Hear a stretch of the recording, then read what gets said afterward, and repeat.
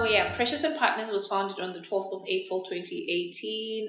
But of course, the dream became alive really in January 2018 when I was overseas, and I was a bit unhappy with just generally the legal profession and the processes attached to foreign solicitors that were practicing in the UK and Wales.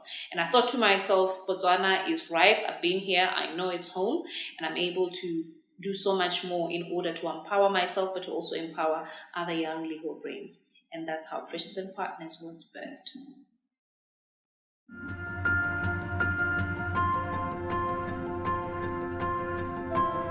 Okay. I think this one is a very interesting question. My father had everything to do with it together with my sister. I think also in the era of HIV/AIDS, they were like, we don't think that you should be a doctor, because I wanted to be a medical doctor from day one.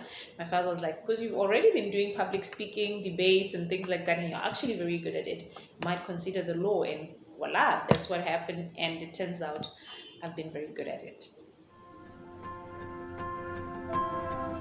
He can't believe us.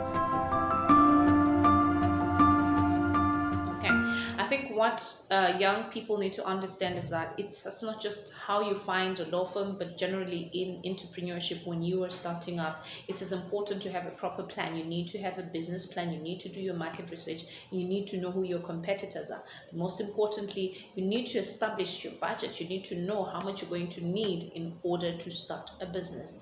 And the most important thing then also is that now that you've identified your niche or your target market, you need to ask yourself, what do I need to do in order to monetize a service? For instance, I had to do debt collection initially in order to make money that could fund other areas of practice in order to plow back the profits and then grow.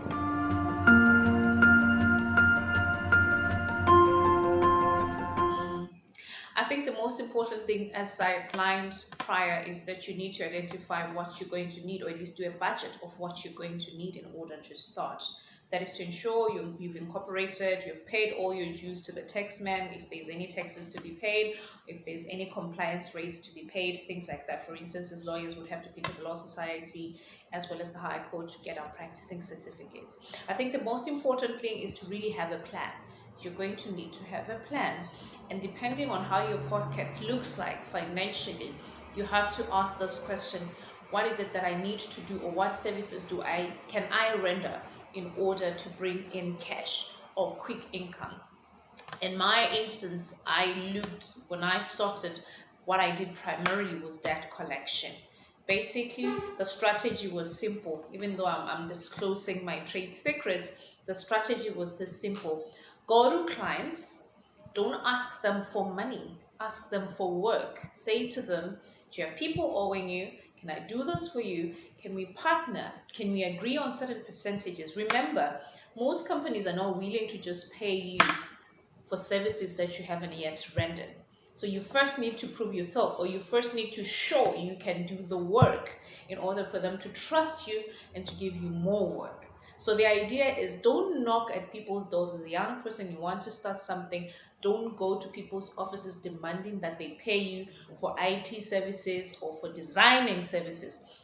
What you need to identify is, what is it that I can do? Even if you're doing it pro bono, for free, go to Choppers, go to Likorama, ask them, I'm a designer, I'm passionate about this. Can I perhaps revamp this logo for you? Can I perhaps do this for you? If you do it really well, you're going to be attractive. Sooner or later, you're going to create meaningful relationships. And in future, when they have a project, they're going to remember this young man or this young lady came and rendered this service voluntarily, and I think it's time that we rope them in for the bigger picture. So young people need to understand that it's okay to give them time. Sometimes if you're starting, even if it's for free, but what you're looking into is creating meaningful relationships with people. Because believe you me, every business, every organization has people running it. So the most important thing is to have a relationship with those people so they trust you to do it.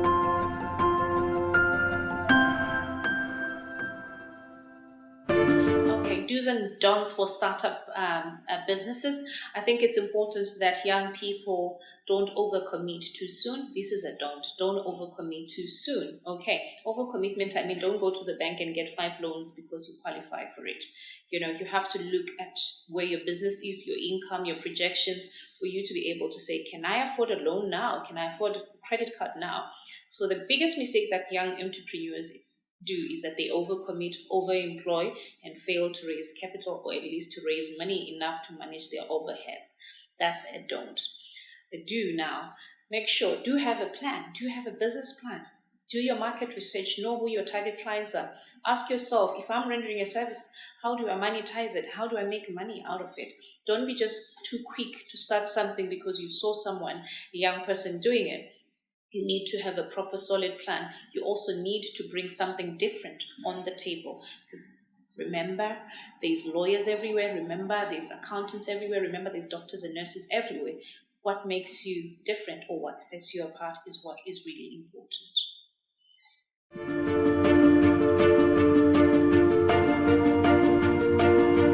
Well, there's been several instances where I've had to handle child custody related matters, and couples fighting over a child, and really the issue was not whether or not one parent was better than the other.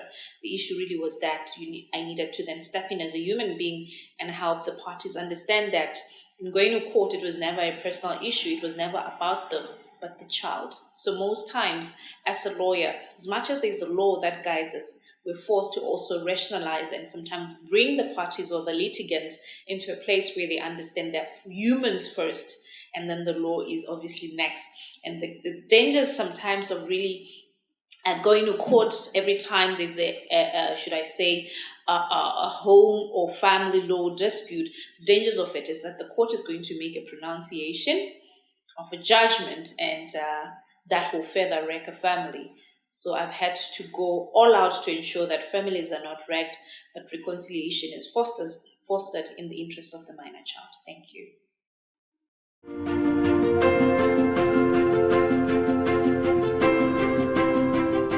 Okay, I've got a couple of them we're currently working on, and they're still in court, and I'm not in a position to comment or speak about them publicly at the moment.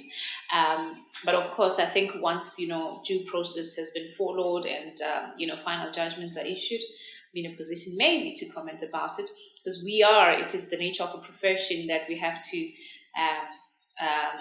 keep our clients feeling safe. That is, really ensure that information given to us is regarded with the highest nature of confidentiality, without room for disclosure to third parties.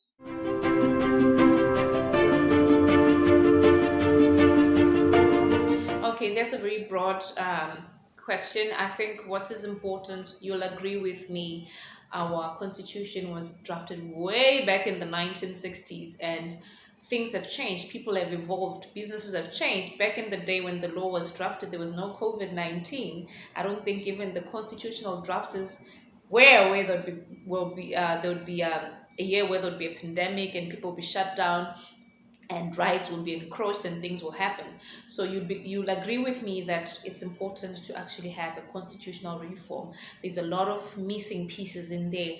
As a legal person, I'll tell you, most rights that are supposed to be basic human rights, in fact constitutional rights, are not necessarily engrafted or included in the constitution itself, but they're derived from other statutes that are passed. So the first thing is you need to constitutionalize rights. Legal rights must be first constitutionalized, and then when you have a subsequent bill passed, you then incorporate that, but from the constitution itself. Thank you.